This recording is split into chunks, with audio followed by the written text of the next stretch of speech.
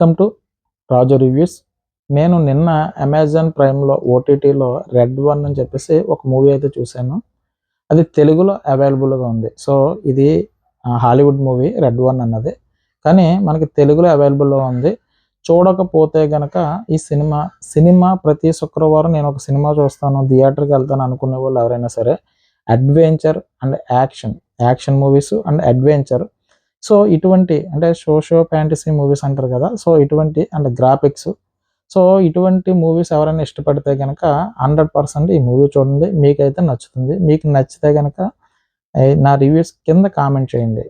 ఎందుకంటే నాకైతే నచ్చింది. ఎందుకంటే మీరైతే డిసప్పాయింట్ అయితే అవ్వరు. సో మీరు ఎలాగా థియేటర్కి వెళ్ళి చూడట్లేదు, సో అమెజాన్ ప్రైమ్ ఓటీటీలో అవైలబుల్గా ఉంది. సినిమా చూడండి, 100% నచ్చుతుంది. సో మిగతా ఒక 5% అంటే 100%లో ఒక 90% నచ్చి మిగతా 10% నచ్చట్లేదు అంటే కనుక, సో వాళ్ళకి ఏంటంటే అది పెద్దగా అనిపించకపోవచ్చు, కానీ నాకైతే మాత్రం ఆ గ్రాఫిక్స్ కానీ, అంటే ప్రతి సీను కూడా మీరు ఊహించిన దానికన్నా కొంచెం విభిన్నంగానే ఉంటుంది. సో నాకైతే నచ్చింది ఈ సినిమా అయితే కనుక మీరు చూడండి. సో ఫ్యామిలీతో చూడొచ్చు అంటే ఫ్యామిలీతో చూడొచ్చు, కిడ్స్తో కూడా చూడొచ్చు. ఎందుకంటే చిన్నపిల్లలు కూడా బాగా అలరిస్తుంది ఈ గ్రాఫిక్స్ ఏవైతే ఉన్నాయో.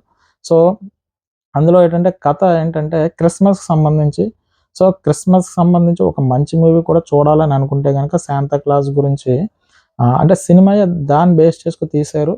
సో యాక్షన్ సీన్స్ ఉంటాయి, అలాగే మనకి దాన్ని ఏమంటారు ఊహాజనితమైన, అంటే మనకి మన డ్రీమ్కి కూడా అందలేని కొన్ని అద్భుతమైన, అంటే మనకు చూడండి అవతార్ సినిమాలో కొన్ని సీన్స్ ఉంటాయి చూసారా, ఇందులో కూడా అటువంటి కొన్ని సీన్స్ ఉంటాయి. సో కాబట్టి ఈ సినిమా చూస్తే మాత్రం మీకు ఎక్కడా కూడా డిసప్పాయింట్ అయితే అవ్వదు. 2 గంటల 3 నిమిషాలు ఎంతో ఉంది సినిమా. సినిమా స్టార్ట్ అయ్యేటప్పుడు నేను ఒక నిమిషం ఆలోచించా, ఆ రెడ్ వన్ అంటే డ్వేన్ జాన్సన్ అని చెప్పేసి హీరో ఆయన కాబట్టి, సరే ఒకసారి చూద్దామా వద్దా అనుకున్నట్టు అనుకుని సరే మూవీ పెట్టాను. నాకైతే సినిమా స్టార్ట్ అయిన కాడి నుంచి ఎండ్ అయ్యే వరకు మాత్రం టైం అయితే తెలియలేదు.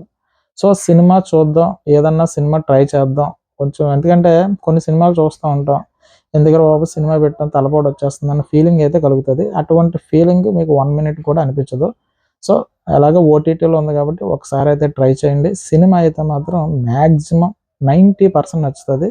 సో ఫ్యామిలీతో ఈ సండే, మరి సండే చూస్తారా ప్రజెంట్ ఇప్పుడే చూస్తారో తెలియదు, కానీ ఫ్యామిలీ అందరూ కూడా కూర్చొని చూస్తే మాత్రం 100% నచ్చుతుంది. అలాగే క్రిస్మస్ సంబంధించి ఒక మంచి సినిమా చూడాలనుకునే వాళ్ళు ఎవరైనా ఉన్నా కూడా ఓటీటీలో పెట్టుకు చూడండి. ఎందుకంటే సినిమా అంతా కూడా స్టార్టింగ్ పాయింట్ ఎండింగ్ పాయింట్ దానికోసం ఉంటుంది.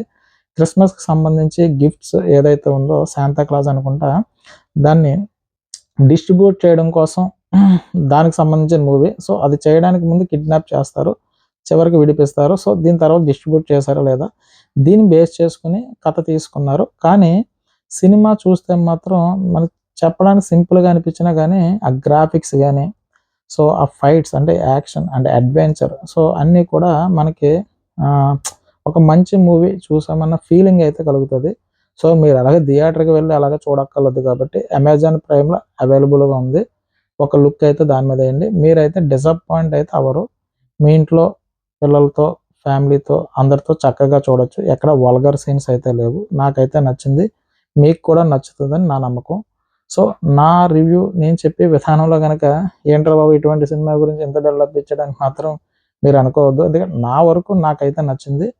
నా మైండ్ సెట్తో కంపేర్ చేసుకుంటే 90% ఈ సినిమా నచ్చుతుందని నా అభిప్రాయం. సో కాబట్టి ఫ్యామిలీతో మంచి సినిమా ఈ సండే ఇంటికాడ పెట్టుకు చూడండి, నాకైతే నచ్చింది. నా రివ్యూ కనుక అంటే ఈ సినిమా గురించి నేను చెప్పింది మీకు నిజమని అనిపిస్తే కనుక, సో వీడు మంచిగానే చెప్పాడు, సినిమాలో ఆ హైప్ అయితే ఉంది, సో అలా మీకు అనిపిస్తే కనుక ఒక లైక్ కొట్టండి, నా ఛానల్ సబ్స్క్రైబ్ చేయండి.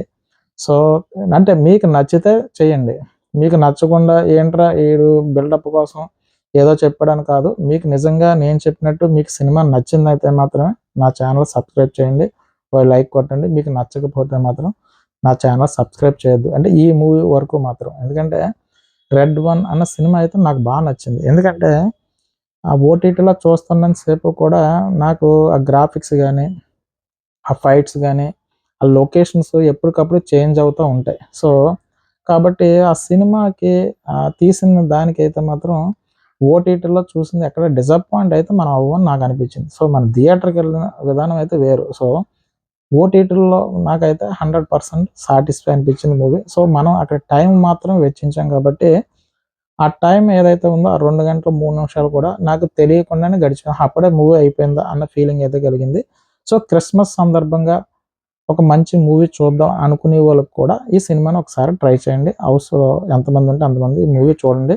సో నచ్చుతుంది. సో కొంతమంది ఏంటంటే అంటే సినిమాలకు సంబంధించి మరి ఎక్కువ ఎక్స్‌పెక్టేషన్ అంటే వాళ్ళు అంతకు మించి ఆలోచిస్తా ఉంటారు. అంటే నేను మరీ ప్రతీదీ పట్టుకొని లాగలేను గానీ, కొంతమంది ఏంటంటే ఇంకా ఎక్కువగా ఉన్న వాళ్ళకి మరి వాళ్ళ అభిప్రాయం ఏంటో తెలీదు గానీ, న్యూట్రల్‌గా, న్యూట్రల్‌గా ఉంటారు కదా! సో బావుంటే చూద్దాం, బాగోపోతే మానేద్దాం అనుకునే న్యూట్రల్ ఆడియన్స్ గురించి చెప్తున్నాను. మీకు అర్థమైందా నేను చెప్పేది? నేను న్యూట్రల్‌గా చూసే ఆడియన్స్ ఎవరైతే ఉన్నారో, అంటే సినిమా బావుంటే చూద్దాం, బాగోపోతే వద్దురా బాబు అనుకునే వాళ్ళకి మాత్రం నచ్చుతది. అంటే అంతకు మించి అంటే మనకన్నా ఎక్కువగా ఆలోచించే వాళ్ళుంటారు. సో వాళ్ళకి ఏ విధంగా ఉంటదో తెలీదు గానీ, నాకైతే మాత్రం 'రెడ్ వన్' సినిమా అయితే నచ్చింది. మీరు చూడండి. చూసి నచ్చితే గనుక కింద కామెంట్ చేయండి. నా రివ్యూ గనుక మీకు నచ్చినట్టయితే నా ఛానల్ సబ్స్క్రైబ్ చేయండి. ఓ లైక్ కొట్టండి. బాయ్ అండి.